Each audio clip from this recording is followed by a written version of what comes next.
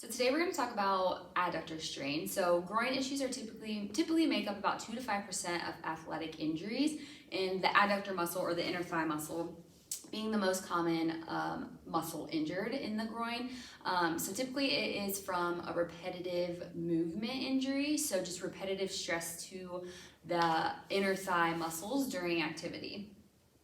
So some of the factors that can predispose you for an adductor strain is just prior injury or inadequate strength and conditioning to those muscles.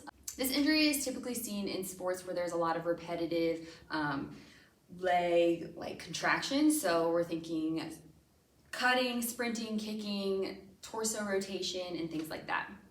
So when we're talking about an adductor strain, there are typically they're graded from 1 to 3. So a grade 1 is you're gonna have some pain and not necessarily any lack of function or mobility in the muscle. A grade 2 is a little bit more severe, so you're gonna have pain and then you're gonna have a loss of function or mobility of that muscle. And then a grade 3 is a full rupture, so you're gonna have a lot of pain and then no function of that muscle as well. And full tears are actually pretty rare.